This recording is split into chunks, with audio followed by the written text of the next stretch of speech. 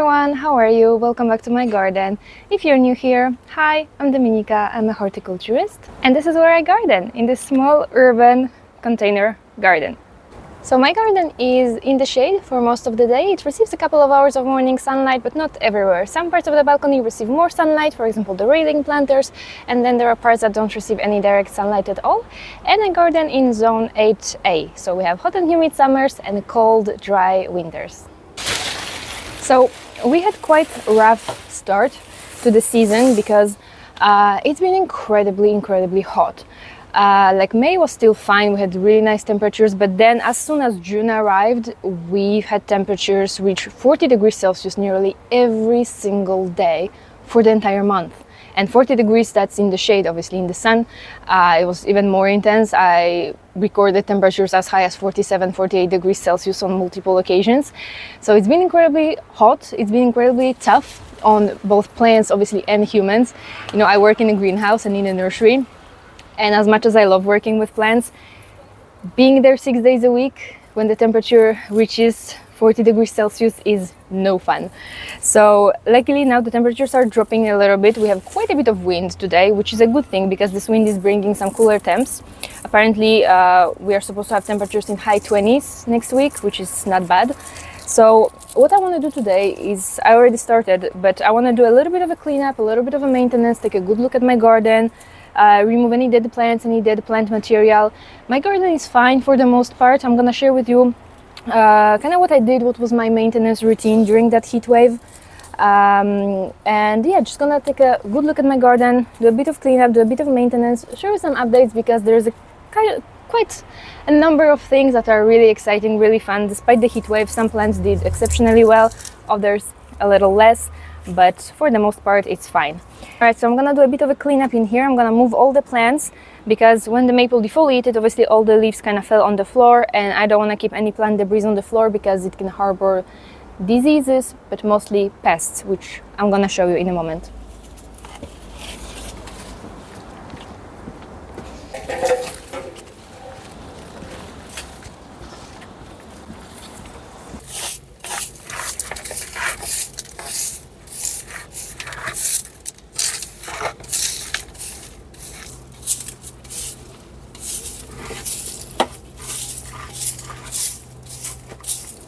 So for me, sweeping the floor and just removing any dead plant debris from the floor is very important because that's where the disease, or especially pests, they hide. And if you take one look at my heuchera, you will see that we have a serious vine weevil problem. And if you have a container garden, you're surely gonna have vine weevils because vine weevils go hand in hand with container gardens. They are especially attracted by potted plants. So the adult beetles, they are black, they come out at night, they hide during the day, they come out at night, and they kind of eat the leaves, the petals, the flowers. They will leave these kind of irregular notches, a clear sign that you have vine weevils. And as long as the mature weevils, they won't do a ton of damage. Like obviously they can make your plant look a little bit, you know, you see how the plant looks. It's not very pretty, but they are not gonna really kill your plant. Where you have to be careful is by the end of summer, like starting from mid-August. That's where you have to be careful because vine weevils, they are gonna lay eggs. Those eggs are gonna hatch into vine weevil grubs, and grubs can eat the entire root system of your plant in a matter of weeks. Like you're gonna see your plant starts to wilt, you're gonna water it, it's not gonna bounce back, and you're gonna wonder what is wrong. You take your plant, you pull it out, and I guarantee it's gonna come out without any roots. It happened to me multiple times with this tiarella last year, but luckily for the most part you can save your plant. Like I've saved many of my heucheras, many of my tiarellas over the years that were destroyed by vine weevils. But yeah, it's a good idea to act before that happens. So what I do, I handpick as many vine weevils as I can during the night, and then in August I always use nematodes. So you buy nematodes, you mix them with water, and you water them onto the soil, and those nematodes, they are microscopic worms that are gonna paralyze those weevils in the soil. It's a very good method, but it's a method that obviously requires to be precise. Like you have to keep the soil moist for 2 weeks after the application. It has to be warm enough because obviously those nematodes are living organisms, so they need good conditions to live, and you have to like apply them right after they are delivered. I've heard people keeping the nematodes in the fridge for 6 months, and after they said it's not working. It's not gonna work if you keep them 6 months in the fridge. They are living organisms, so you have to apply them as soon as possible. So other than vine weevils, I also have a very strange pest that I'm dealing with in this corner, something that I've never dealt with before, and that's grasshopper. I have all kinds of pests in my garden, all kinds of strange things. Like, people are surprised that I have, for example, snails and slugs in my garden. And whereas snails and slugs, I mean, that's pretty easy to bring them home with some plants that you buy at the garden center, or sometimes you can buy soil that's contaminated with slug eggs. But grasshoppers, that's pretty rare. I usually had like a 1 or 2 grasshoppers during summer. I would see them, you know, just somewhere walking in my garden, hopping in my garden. But last night I came out here to collect vine weevils, and instead I found 5 grasshoppers. Like 5, that's already a lot in such a small space. So I have absolutely no idea where they all coming from. So I just collected them and I put them like in the little community garden we have in front of our building. But yeah, pretty strange. Hopefully I won't find any more of them. I mean, I like them, they are cute, but they are really munching on your plants and they can do a lot of damage, especially when you have so many in such a small space. All right, the next thing that I'm gonna do is I need to tie my Clematis montana to the wall. So the way I'm training it up the wall, obviously I have this trellis in here, and then I add adhesive hooks that I glue to the wall, and this way I train it the way I want to go over, kind of over the windows. So it's grown quite a bit, which is nice. As I said, it usually kicks into summer dormancy, which it didn't this year. Despite this intense heat for 1 month, it did not kick into dormancy, which is amazing. So I just want to help it a little bit go up the wall so that it looks more beautiful. So these are the hooks that I'm using. You can find them pretty much anywhere online. These white ones are not the best. The green ones, if you have the possibility to buy these green ones, they are more durable and they adhere pretty well, but over time these white things that actually hold the plant, they break off easily on these white ones. Not on the green ones, but on the white ones they break off easily. But these are the only ones that I have left, so I'm forced to use these ones today. All right, there we go. Looks a little bit better now. Hopefully it fills out. I mean, it's been a pretty big plant and pretty full, but I did lose quite a big chunk last year when it kicked into that summer dormancy. All that part from here all the way there was like nothing left. And same here. It used to reach until here, but then that entire chunk died last summer. So it's starting to push some new growth, so hopefully next spring is gonna look spectacular again. A quick look at my arums. They are all blooming now. Look at this beautiful color. The camera doesn't give it justice. It's more dark purple rather than dark pink in real life. Absolutely love those speckled leaves as well. So I have 3 plants. They are all in bloom. Well, technically, you know, these are not flowers, they are modified leaves, but looking absolutely gorgeous. I'm also gonna give a quick haircut to my new sage, blue sage, absolutely beautiful. It had already its 2nd flash of blooms. I bought it recently. It smells amazing, goodness. So it has these beautiful true blue flowers, and it's gonna bloom repeatedly. But you know, I like to remove those spent blooms to make it look cleaner, to give plant more energy, to produce new fresh flowers. So the Snapdragon Kimmel's apple blossom that I grow from seeds every year is starting to bloom. We had first flash of blooms here again. Gonna deadhead those spent blooms to give plant more energy. I absolutely love this variety because it stays very short. You see, that's the mature size, so it's perfect for small pots, for windowsills. And they are actually perennial. They are hardy to zone 7. I never keep them as perennials, even though I'm in zone 8. Sometimes I have some that self-seed randomly in my containers. I used to keep them as perennials, not this particular variety, but other Snapdragon variety.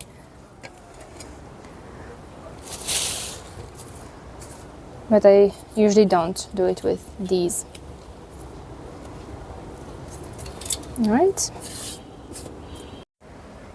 Alright, we are done with this part of the balcony. There was not much to do in here, but we have a little bit more things to do in the veggie garden area.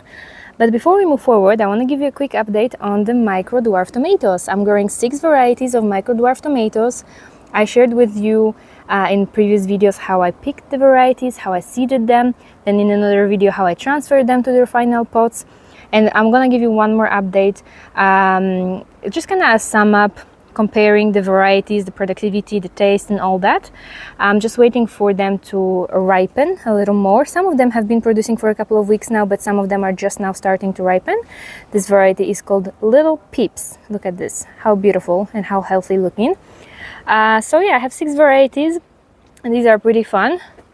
These look like an actual tomato, you know what I mean? Like an actual tomato, but in a mini version. And I do have a little bit of a red spider mite problem. This happened to me this year. I think I have it under control now, but you can still see damage on the foliage. But there just goes to show you that things don't always go perfectly, and even though we have pest or disease, you can still manage to save your plant and you can still harvest from your plant. And we have another variety in here. We have Lois Baby Tiger, beautiful stripy tomato. Can I find some stripes? Yes, I can. Looking lovely. I have more varieties over there. I'm just gonna show you one more variety that's my absolute highlight of this season, and that's Nina Neutron. I have 4 plants, I think 3 plants. Look at this tomato. It's barely 10 centimeters tall, but it's absolutely loaded with tomatoes. I've been harvesting every single day, and some tomatoes are really like neutron size. Look at them, how cute, and they are very, very tasty. So I have a couple of plants and they are loaded with fruit. These are Funny Plum Orange, also a really fun variety, also very short. So these here don't receive any sunlight at all, maybe 2 hours, maybe. Not sure exactly, but they still produce, as you can see, abundantly. We're gonna clean the scabiosa a little bit. Scabiosa is a lovely perennial that does really well in the shade, in partial shade. It receives maybe an hour, 2 of sunlight here. Well, maybe a little more, but I've had it in an area where it didn't receive nearly as much and it did exceptionally well.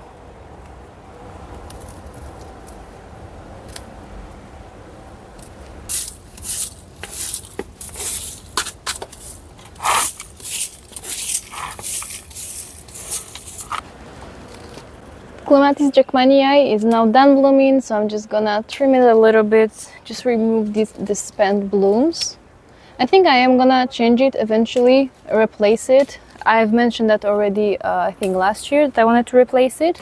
I'm gonna give it away to my grandma, I think, because I think it will look really beautiful in her garden. She has the space for it, and I think I want something that blooms a little longer than this one. Something maybe that's a repeat flowering. I have a couple of varieties, like I'm eyeing a couple of varieties already, so I'll think about this.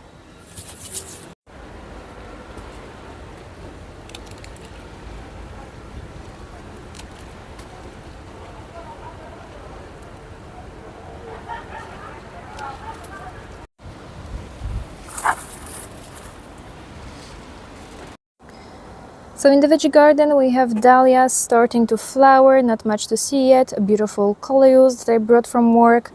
Then I have a caladium here that I completely forgot about, and one of these days I just came out in my garden and I'm like, wow, looking beautiful. I only planted one caladium. I have several bulbs, but I only had space for one, and this is my favorite variety. Other than that, my zucchini project, total failure. They kind of dried up and died just as soon as the heat wave arrived. And the herb planter that we planted together recently is doing well. The basil is putting on some decent growth. Even the dill is not looking that bad. So lettuce at the bottom, I keep harvesting it, looking beautiful. Alpine strawberries, traditional strawberry, and the micro dwarfs. So when I was cleaning that hosta, I wanted to pull that dead leaf, and instead I pulled the entire division. So I'm just gonna plant it somewhere in my garden now. So for now, I'm gonna just plant it in this temporary pot, because I don't want to plant it in here. It doesn't fit for me in here.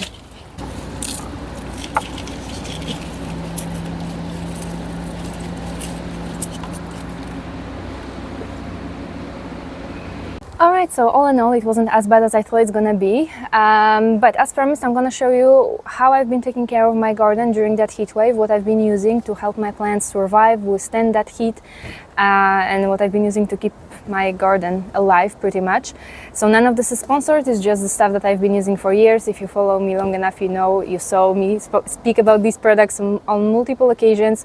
It's stuff that I use in my own garden, in my client's garden, and stuff that I recommend to every single person that ever talks to me about plants. So what I've been using during heatwave is Power Roots. Now this is my all-time plant care favorite product. It's a root stimulator, but it has so many other incredible uses.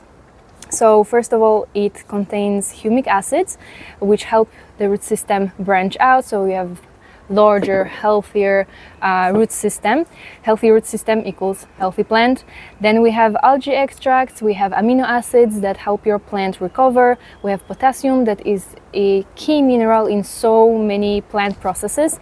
First of all, it helps your plant uptake water, helps your plant deal with stress, it makes plant tissues tougher, stronger. So that's something that I'm using for frost protection. I start using this in autumn to prepare my plants for winter, and it increases plants' frost protection because it actually lowers the freezing point in plant cells, so makes your plant more resistant to frost and less likely to suffer frost damage. And it's been really helpful during heat waves as well, because it helps plants cope with stress. That's something that you can use when you transplant your plant to eliminate transplant shock. You can use it when your plants are struggling with any pest or disease problem. So all in all, it's my all-time favorite product. So many uses. So I've been using this regularly during the heat wave, and I think that's really helped my plants stay as healthy and as strong as they did. So now I will stop using this for a moment, and I come back to my regular plant care routine, which is these two products, Alga Bloom and Alga Grow. These are organic fertilizers with algae extracts. So Alga Grow is rich in nitrogen, so it's for leafy plants, plant in the growth phase, and Alga Bloom is rich in potassium and phosphorus, so that's for plants in the flowering / fruiting phase. So that's something that you can use for all of your flowers, both ornamental and in your veggie garden, all the flowering plants that you have, tomatoes, zucchinis, strawberries, and anything else, all the fruit bushes, fruit trees. So these two, I'm gonna be using them today. Leafy plants, flowering plants.